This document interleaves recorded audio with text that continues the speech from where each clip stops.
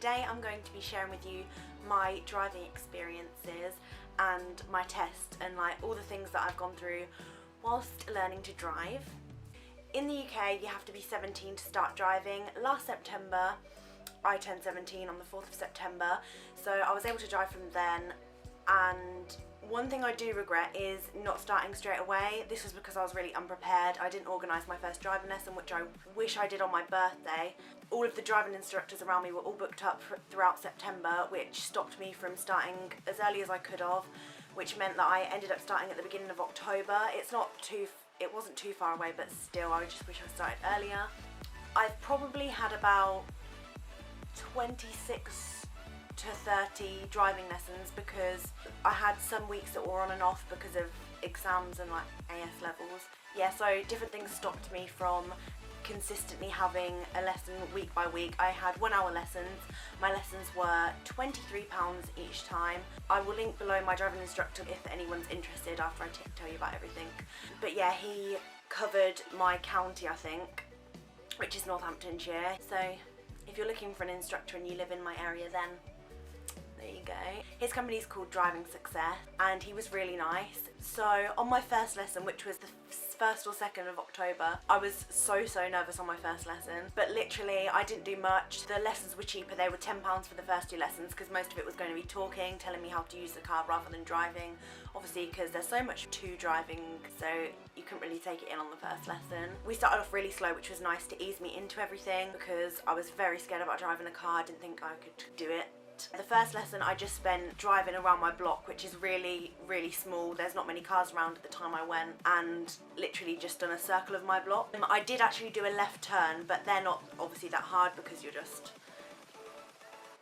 doing that. I don't even know what I'm talking about. And then in the second lesson, I think I did my first right turn, and then I was still nervous for up to 10 lessons. Then I was comfortable in the car. I didn't like dread driving lessons, and I got stuck into it.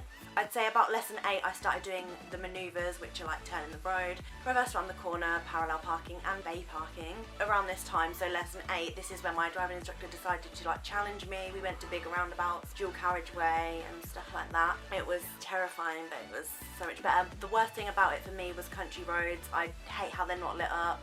They're very dangerous in my opinion, but I got used to that after a while. Another thing that I also regret, and I would recommend doing your theory test in your birthday month. So I'd recommend revising before your birthday and then doing your theory test in the month of your birthday or not long after that, because I waited until March before I actually did my theory test, which I really regret because of in the UK, I'm not sure in other countries if they do, but you have to take your theory test before you do your practical driving test.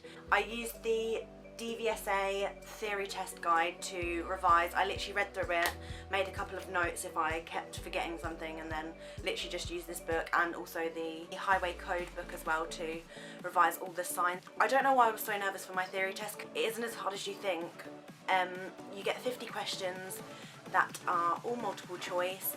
Multiple choice questions are actually quite off-putting as some of the answers are very similar, so it can kind of trick you out a bit, but they weren't actually that bad. After the test, I was really scared. You can only get 7 wrong out of 50, so I'm a bit nervous, but I ended up getting 48 out of 50, which was really good. And you do a hazard perception part in the theory as well, which is 12 videos or something like that, and you have to like pinpoint the hazards by clicking on the mouse when you see a hazard approaching. So there'll be videos of you going through a town centre, or not town centre, by going through a town or on a country road, and you just have to literally click the mouse. I got 56 or 58, I can't remember, I think it was 56 out of 70 on that, and you only need to get like 48 or something. It's like that one's much easier to get higher marks on, and you're more likely to pass that part than the multiple choice section. I passed my theory first time, which was really exciting because then I could book my practical, which I did a couple of weeks later. After I booked my test, my original first test was the 31st of May, and then this was the point where I got insured on my mum's car. I wouldn't say this is necessary, but if you're like me and you're in the middle of your AS levels, it was kind of a good thing, because if I wasn't able to fit in a test, then I was able to practice, and even though it wasn't in the same car as my driving instructor, it was nice to have practice outside of the lessons and help maintain all the skills you've learned in your lessons. And it was nice to like get used to a car, because this is the car I'm using currently to drive in until I can afford to purchase my own vehicle.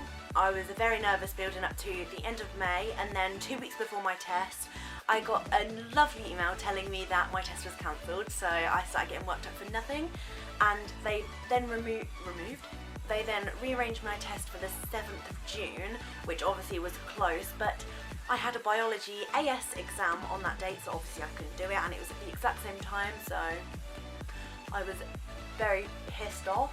Then I had to rearrange my test myself, reschedule it and it was the end of June, and then a couple days later I got an email saying again that it had been cancelled. So I was just like, ugh, because my town's driving test centre was closing down, so I had to move to the next nearest test centre, which wasn't an issue because I knew the area quite well. I go there quite often. I then rearranged my test for the 11th of July at 11:11. Each of the tests are supposed to be 37 minutes long, but it's usually like 37 to 40 minutes each test. I was absolutely shitting myself for my test, but I hadn't told anyone. My parents are the only people who knew about my test, so I didn't have anyone to talk to about it. I was literally freaking out, and I don't wish I told anyone, but I don't know, I just had no one to reassure me. So on the night of the 10th, I was obviously freaking out, couldn't sleep, and in the morning I woke up extremely early. My parents had both gone out to work, my brother was at school, and I literally just had to sit in my house for a few hours until my driving instructor picked me up for a lesson beforehand. The lesson went really well, which kind of scared me because I didn't want the test to go worse. I went over all the things that I needed to, like all the questions you need to know, all of the manoeuvres and stuff. I arrived at the test centre about 10 minutes before, sat in the waiting room and waited, and it felt like forever. My legs were shaking. Just before my test was supposed to start, my examiner came out and introduced himself. He was really nice, really comforting. Even though driving examiners you'd expect to be horrible and scary, they were actually all really nice, like welcoming. So when the examiner came out, he told me to sign this declaration about all that crap, and you just had to sign your name.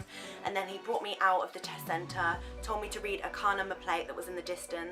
I wore my glasses because I'm very short-sighted, literally can't see anything, so I had my glasses on, could read the number plate fine. And then we moved over towards my driving instructor's car. I decided to not have my driving instructor in the back seat, which you can have, just because I thought it was extra pressure, and if I failed then I didn't want my instructor to hate me. And they obviously can't do anything if your examiner's harsh, because they literally have no say in anything, so there's literally no point in them being there, in my opinion anyway. The examiner told me to get in the car, make myself feel comfortable. While he checked the car, he had to write a few things down on his clipboard about the car, the number plate, registration, all that stuff. While I got in the car, freaked out a little bit. And then he joined me, he asked me 2 questions. You get a show me question and a tell me question. My show me question was, show me how you would wash your windscreen. And then my tell me question was, tell me how you would check your headlights are working. So you literally don't even have to show them, you just say operate the headlight switch and just walk around the car to check that they are working. Them 2 questions were fine, I'm glad I got them questions. So anyway, Mark and I drove out of the test centre, and like my arms were like really shaky on the steering wheel. It was so weird, but it was really weird how like calming it was as well at the same time. It was really weird. I thought I was going to be freaking out the whole time, but then it was actually quite calm. Most of my test was actually on country roads and small residential areas rather than the town, which I was really happy about, because obviously there's so much to think about when you're in a town. In the first 5 minutes, I literally done my manoeuvre.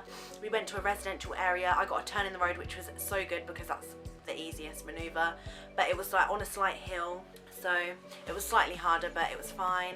I then had independent driving, which is when you drive around for 10 minutes. The examiner tells you which signs to follow, and you literally just follow them signs for 10 minutes until they tell you to stop. They will then tell you to like park up a few times just to see how you park, and if you check all the right points, like your observational skills, your accuracy, all that sort of stuff.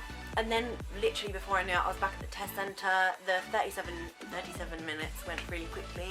Oh yeah, at the beginning he told me we were going to do an emergency stop, but we never actually did it, so that's good. Apparently 1 in 3 tests you do the emergency stop, so I was lucky enough not to get that. But when I got back to the test centre, literally we pulled into a bay and he said, "I'm very pleased to tell you passed." And I was like, woo, really excited.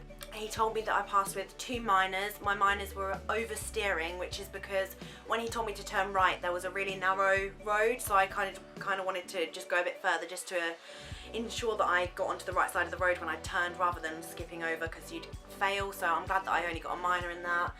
And the other one was for the indicator being on for longer than it should have. I turned left out of a minor road into another minor road and there was a give way sign, and apparently the signal could have confused someone, so that's what the other minor was for. I'm glad that they weren't like stupid ones, and I kept checking my mirror like this every like 2 seconds because I really didn't want a minor in that. And then on the drive home, obviously I couldn't drive because I was no longer insured on the car as I had passed. So yeah, I passed first time, which is really, really good. And I was happy about that because I really wanted to pass first time. And now I can drive, but I'm waiting to be insured on my mum's car so then I can drive, and it'll be so cool. And I'm going to save up for a car, but I literally don't know cars, so I'm going to need someone to help me decide what car I want to buy.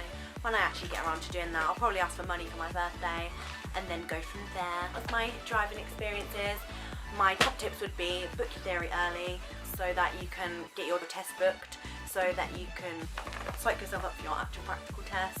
Okay, so that's my driving experience, my driving test, all of the things to do with my driving. I hope you liked this video. It was a sort of story time. Let me know if you want to see any more advice videos or experience videos. I'll see you in my next video. Bye.